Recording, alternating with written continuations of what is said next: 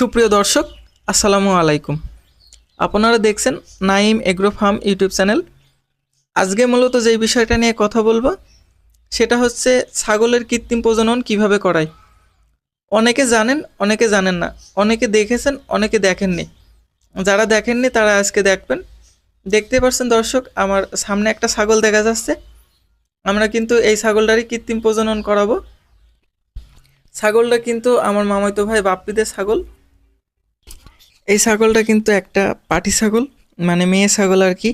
এখনো পর্যন্ত একবারও বাচ্চা দেয়নি, এই প্রথম ডাকে এসেছে। ছাগলটা কিন্তু গতকাল ডাকে আসে, গতকাল সকালে ডাকে আসে।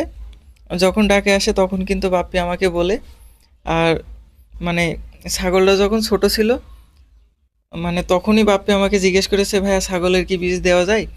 আমি ওকে বলি যে হ্যাঁ, ছাগলের বীজ দেওয়া যায়। ও আমার বলে যে তুমি পারবা দিতে? আমি বলি হ্যাঁ, পারবো। ও আমাকে বলে, আচ্ছা ঠিক আছে ভাইয়া, তাহলে আমার ছাগলটা হিটে আসলে আমি কিন্তু তোমাকে বলবো, তুমি কিন্তু অবশ্যই আমার ছাগলটাকে বীজ দিবা।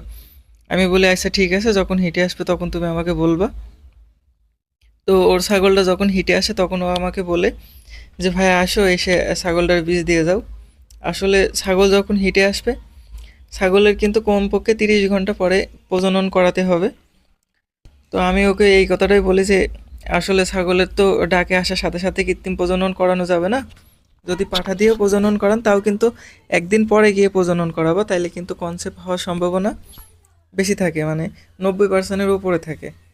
তারপরেও কিন্তু অনেক ক্ষেত্রে দেখা যায় যে টাইম মেনটেন করার পরেও কিন্তু বীজ কনসেপ্ট করে না, কিংবা পাঠা দিয়ে প্রজনন করালে কনসেপ্ট করে না। আসলে এইগুলো হয়, কারণ এইগুলোর 100% গ্যারান্টি কেউ দিতে পারবে না। তো আমার বলে যে আচ্ছা ঠিক আছে ভাইয়া, তোমার যখন মনে হয়, যখন দিলে ভালো হয়, তুমি তখন এসে আমাদের ছাগলটার বীজ দিয়ে যে একটা ভালো মানের বীজ দিও।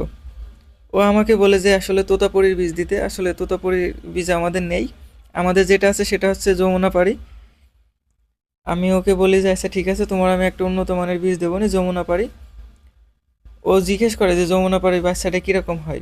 আমি ওকে বলি যে বাচ্চাটার কান বড় হবে, হাত পা লম্বা হবে, এবং এই জাতের যে বাচ্চা হবে এই বাচ্চার কিন্তু একের অধিক বাচ্চা হবে। যেমন আপনারা তো জানেন যে ব্ল্যাক বেঙ্গলের 3টা করে বাচ্চা হয়, 3টা 4টা, অনেক সময় 7টা বাচ্চাও কিন্তু হয়। তবে কমন যেইগুলো হয় 2টা বাচ্চা কিন্তু ব্ল্যাক বেঙ্গলের হবেই, 2টা 3টা হবেই। এই যমুনা পাড়েরও কিন্তু ওরকম 2টা 3টা হবেই। তো আমি ওকে বলি যে আমি তোমাকে যে জাতটা দেবো এই জাতটার কিন্তু 3টা বাচ্চা হয়, 3টা বাচ্চাই পর্যাপ্ত পরিমাণে দুধ পায়। ব্ল্যাক বেঙ্গলের যে সমস্যাটা আছে সেটা হচ্ছে ওর কিন্তু 3টা 4টা বাচ্চা হয়, কিন্তু ওর পর্যাপ্ত পরিমাণে দুধ হয় না। ওর 3টা বাচ্চা হলে কিন্তু আলাদা দুধ কিনে সে বাচ্চাগুলোর কিন্তু খাওয়ানো লাগে। যমুনা পাড়ির ক্ষেত্রে কিন্তু এটা নাই। ওর যদি 3টা বাচ্চা হয়, মা যদি ঠিক থাকে তাহলে কিন্তু 3টা বাচ্চারই ওর মা যেই দুধ হবে সেই দুধ খেয়ে কিন্তু 3টা বাচ্চাই ভালোভাবে বড় হয়ে যাবে। এবং খামারে যদি চাই, ওর মার থেকে 200-250 গ্রাম দুধ কিন্তু বের করে নিতে পারবে। তো এই হচ্ছে এর বৈশিষ্ট্য। আবার এও কিন্তু বছরে 2বার বাচ্চা দেয় ব্ল্যাক বেঙ্গলের মতো। ওদের বাসায় যে ছাগলটা আপনারা দেখছেন, এ ছাগলটা কিন্তু একটা দেশীয় জাতের ছাগল। এই ছাগলটার কিন্তু আমি আরও উন্নত করার জন্য কিন্তু আমি যমুনাপাড়ি সিমেন্টটা দিই। দেখতে পাচ্ছেন দর্শক, আমি সিমেন্টটা আসলে কিভাবে রেডি করি। পরবর্তী আরেকটা ভিডিও আপনাদের দেখাবো যে আমি ছাগলের কৃত্রিম প্রজনন করাতে গিয়ে কি কি করি, যেমন বীজ বের করা, তারপরে বীজ রেডি করা, বীজ দেওয়া, সবগুলোই মানে বিস্তারিত আলোচনা করব। আজকের ভিডিওয়ে আপনারা দেখেছেন যে আমি আসলে কিভাবে মানে বীজ রেডি করি।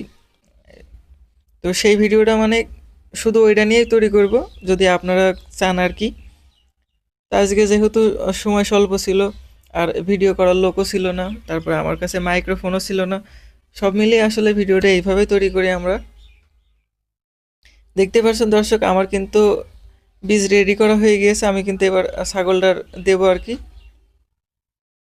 আর একটা জিনিস দর্শক, আমরা কিন্তু গরু যেইভাবে দিই ছাগলের কিন্তু সেইভাবে দিই না। কারণ হচ্ছে ছাগলের কিন্তু রেকটমের ভিতরে হাত যায় না। দেখতে পাচ্ছেন দর্শক আমি কিভাবে দিই। আমি কিন্তু প্রথমে বাপিকে বলি যে তুমি ছাগলটা একটু ভালোভাবে ধরে নাও। ও আসলে বুঝতে পারে না কিভাবে ধরবে। পরে আমি আসলে শিখিয়ে দিই যে এইভাবে ধরো।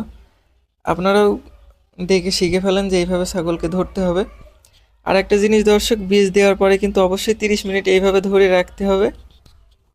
তার কারণ হচ্ছে আমরা যখন গরুকে বীজ দিই, গরুর কিন্তু আমরা একদম সার্ভিক্সের ভিতরে বীজটা পুশ করি। ছাগলের ক্ষেত্রে কিন্তু তা নাই, আমরা কিন্তু সার্ভিক্সের বাইরেই কিন্তু বীজটা দিই। দেখতে পাচ্ছেন দর্শক আমি কিভাবে বীজটা দিচ্ছি। দেখতে পাচ্ছেন দর্শক, আলহামদুলিল্লাহ আমরা কিন্তু ঠিকঠাকভাবে দিতে সক্ষম হয়েছি। এবার কিন্তু আমি ইনসেমিনেশন করে দেব। আলহামদুলিল্লাহ বীজ দেওয়া হয়ে গিয়েছে। এখন কিন্তু বাপ্পি ভাই এভাবে 30 মিনিট ধরে রাখবে। তো আজকের ভিডিও এই পর্যন্তই। যদি ভালো লাগে আমাদের চ্যানেলটা সাবস্ক্রাইব করবেন, লাইক কমেন্ট শেয়ার করবেন। পরবর্তী ভিডিও সবার আগে পেতে পাশে থাকা বেল আইকনটি বাজিয়ে রাখুন।